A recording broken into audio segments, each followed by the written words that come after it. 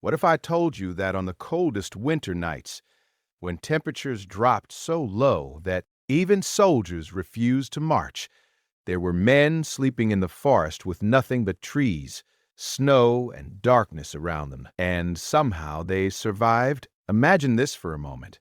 No houses, no warm beds, no electric heaters, no thick winter jackets, just a hunted outlaw alone in a frozen forest, with the wind howling like wolves through the branches. Most people think medieval outlaws died quickly in winter, but that's not true. The real story is far stranger and much smarter, because the men who lived outside the law, bandits, rebels, escaped prisoners, were forced to learn survival tricks that ordinary villagers never knew, and those tricks often meant the difference between life and a frozen death before sunrise. The first secret begins with something that sounds crazy. Many outlaws did not sleep in open air at all. Instead, they built what was called a leaf burrow. Picture this.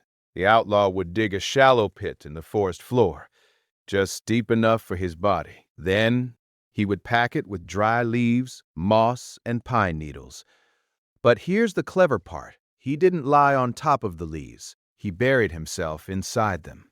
The leaves trapped warm air around the body, creating a natural insulation chamber. Snow would often fall on top during the night, which sounds dangerous. But snow actually acts like a blanket. Inside that leafy cocoon, the temperature could stay far warmer than the freezing air outside. But here's the twist. Sleeping warm wasn't the hardest problem. Staying hidden was, because fires could give away their location instantly. A single column of smoke rising above the trees could mean soldiers by morning. So outlaws learned a dangerous skill called low-flame fire. Instead of big campfires, they burned tiny fires inside pits, covered with flat stones. The heat warmed the stones slowly, and those stones released warmth for hours even after the fire died. To anyone walking nearby, it looked like nothing but cold earth. No smoke, no bright flames, just silent warmth hidden underground. But winter forests had another enemy: hunger. And hunger in freezing weather can kill faster than the cold itself.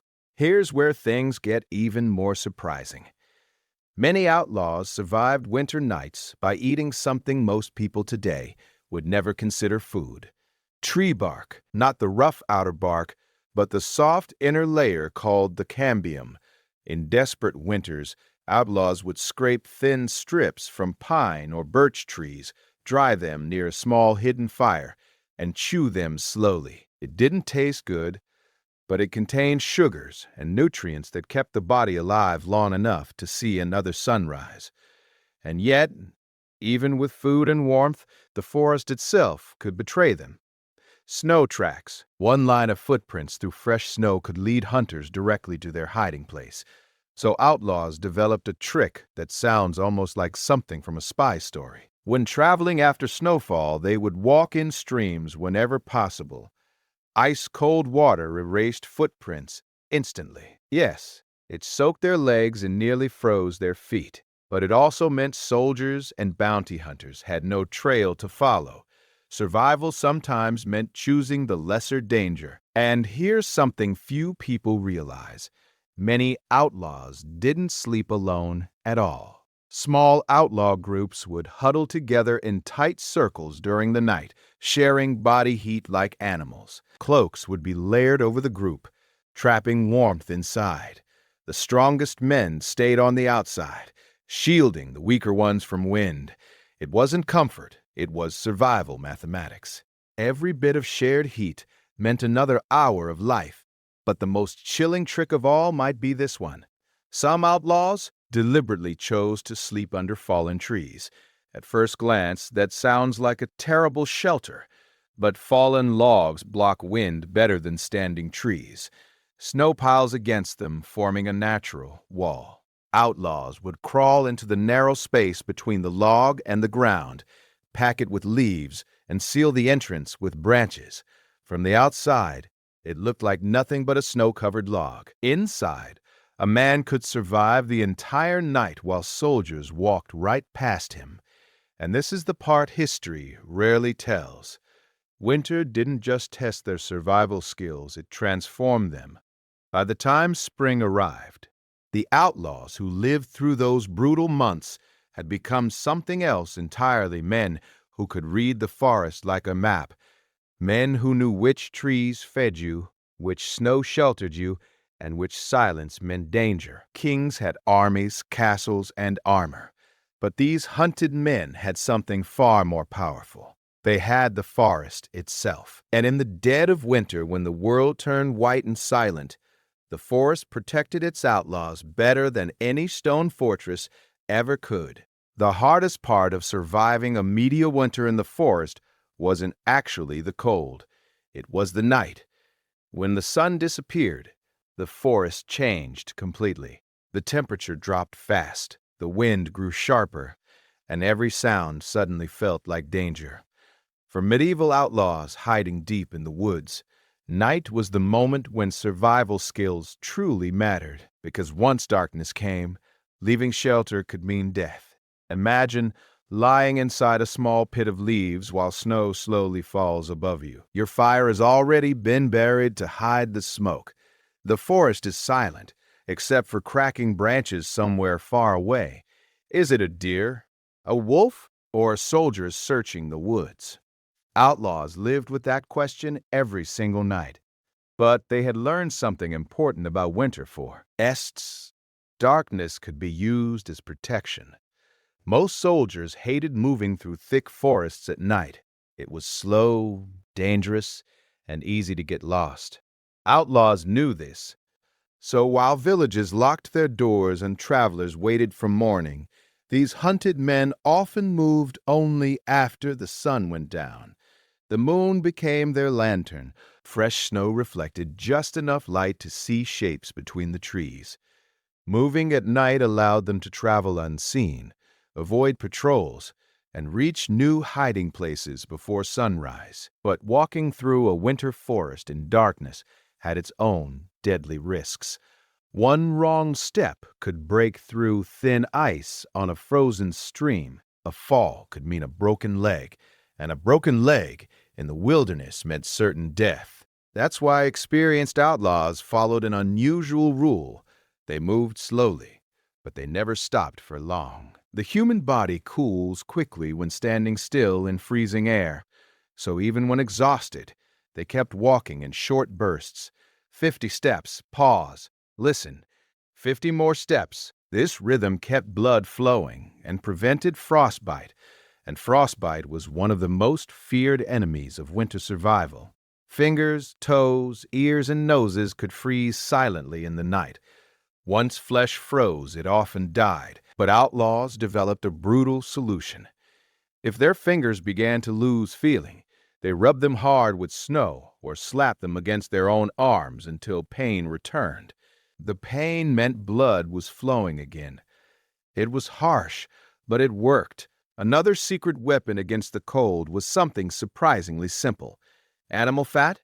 Whenever outlaws managed to hunt a deer, rabbit, or wild boar, they didn't waste a single part. The fat was the most valuable resource. They would melt it near a small hidden fire and rub thin layers onto leather boots and gloves. The fat sealed tiny cracks in the leather and helped block icy wind from reaching the skin. Sometimes I even smeared a little on exposed skin like a primitive winter barrier. It smelled terrible, but it could save fingers from freezing. Food during winter nights was another constant challenge. Hunting in deep snow required patience and silence. But the snow also revealed the movements of animals. A skilled outlaw could read tracks like words on a page. Fresh rabbit prints meant a trap could be set nearby. Deer tracks might lead to a resting ground hidden among trees. Many outlaws used simple but clever traps made from bent saplings and rope loops. When a rabbit stepped into the loop, the bent tree snapped upright and lifted the animal off the ground. Silent, fast, no arrows needed. But perhaps the most fascinating survival trick involved the snow itself. Most people think snow only makes you colder, yet medieval outlaws understood something surprising. Deep snow could protect you from freezing wind. During the worst storms, some outlaws built what we might today call snow shelters. They would dig a small tunnel into a deep snowbank or drift, hollow out a tiny chamber just large enough for their body, and block the entrance with branches. Inside that snow chamber, the wind disappeared completely. Body heat slowly warmed the air, and the temperature inside could become far safer than outside in the storm. It looked like madness, hiding inside snow during a blizzard, but it often meant survival. Still, there was one danger even the toughest outlaw feared: loneliness. Long winter nights could stretch for 15 hours or more. Silence, darkness, hunger, and fear slowly wore down the mind. Some outlaws whispered prayers. Others told quiet stories to each other while hiding near tiny fires. A few carried small wooden carvings or coins from home, simple objects that reminded them why they were still fighting to stay alive. Because many of these men were not criminals by choice. Some were farmers who refused unfair taxes. Some were soldiers who deserted brutal wars. Others were rebels hiding from powerful lords. Others were rebels hiding from powerful lords. Winter forests became their prison, but also their shield. And the strange truth is this: by the time winter ended, these outlaws often became masters of the wilderness in ways ordinary people could barely imagine. They could predict storms by the smell of the wind. They could find food where others saw only frozen trees. They could walk through forests at night without leaving a trace. And when spring finally arrived, when the snow melted and rivers began to flow again, the men who stepped out of those forests were no longer just fugitives. They were survivors shaped by the harshest teacher in medieval Europe, the brutal winter wilderness. By the third month of winter, something strange began to happen inside the forest. The cold didn't feel like an enemy anymore. For the outlaws who had survived this long, winter slowly became a teacher. The biting wind, the frozen rivers, the endless snow.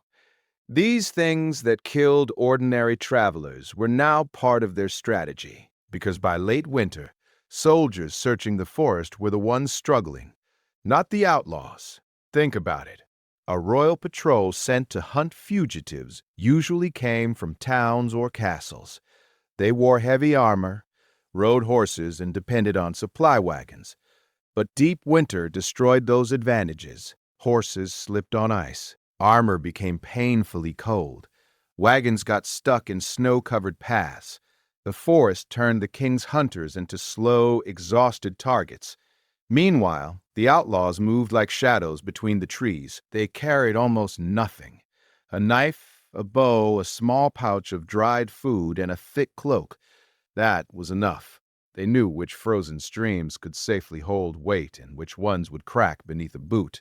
They knew which hills blocked the worst wind and which valleys trapped deadly cold air. The forest had become their map, and sometimes they even used the winter itself as a weapon.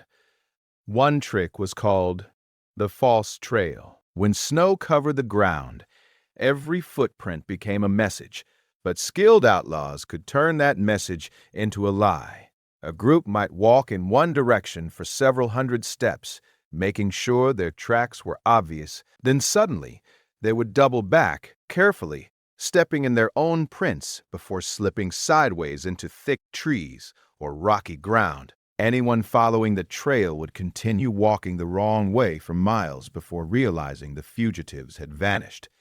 By the time the mistake was discovered, the outlaws were long gone. But survival was never guaranteed. Winter demanded constant awareness. For example, many forests contained silent dangers hidden beneath the snow. Dead branches hanging high above. After heavy snowfall, those branches could suddenly snap and fall without warning. Experienced outlaws avoided camping directly under tall, heavy limbs. Instead, they preferred younger trees, that bent under snow rather than breaking. It was a small detail, but small details meant life or death. Another challenge came from wolves. Medieval forests across Europe were full of them, especially during hard winters when food was scarce. A lone wolf rarely attacked a human, but hungry packs were different. Outlaws had a clever defense. If wolves began circling a camp, the men would throw burning sticks from their small fire into the surrounding darkness. Wolves feared sudden light and sparks. Even a small flame flying through the air could break their confidence long enough for the men to move to safer ground. But perhaps the most surprising winter survival method had nothing to do with fighting the cold at all. It was about listening.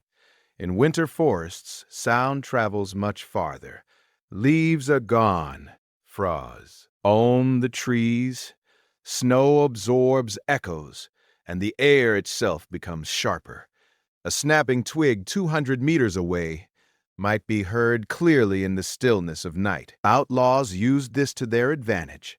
Before sleeping, one man often stayed awake as a quiet watcher, not staring into the dark, but listening for footsteps crunching through snow, listening for distant metal clinking from armor, listening for dogs. Hunting dogs were the most dangerous threat of all. Unlike soldiers, dogs could follow scent even through snow. When outlaws suspected dogs were nearby, they used a desperate trick, crossing running water again and again. Streams and rivers washed away scent trails, confusing the animals long enough for the fugitives to escape deeper into the forest. Still, every outlaw knew that winter could end suddenly and violently. One powerful storm could bury shelters in snow. One slip into freezing water could steal body heat in minutes. One infected cut could become deadly when there was no healer nearby. Survival depended on constant discipline, fire carefully hidden, food carefully rationed, movement carefully planned. And yet, despite all this hardship, many outlaws actually preferred winter over summer. It sounds impossible, but winter offered one powerful advantage: fewer people. Farmers stayed in villages. Merchants avoided dangerous roads. Patrols rarely traveled far from castles. The forest became quieter, emptier, almost forgotten. For hunted men, that silence was freedom. And when the final weeks of winter arrived, the forest itself began to change again. The sun stayed in the sky a little longer each day. Snow softened. Streams began whispering beneath thin ice. For the outlaws who had endured the brutal cold, these signs meant something powerful. They had survived the hardest season of all, the same winter that froze rivers, starved villages, and defeated. Ted's soldiers had failed to defeat them, because surviving winter in the medieval forest was never about strength alone. It was about patience, knowledge, and respect for the wilderness. The outlaws who understood that secret became nearly impossible to capture. They disappeared into storms, slept beneath snow, walked through icy rivers, and lived where no ordinary man could last a week. So the next time you imagine medieval outlaws hiding in the forest, picture something very different from desperate criminals shivering in the cold. Picture men who had learned to turn the harshest season on earth into their greatest ally. Men who survived winter not by fighting nature, but by becoming part of it.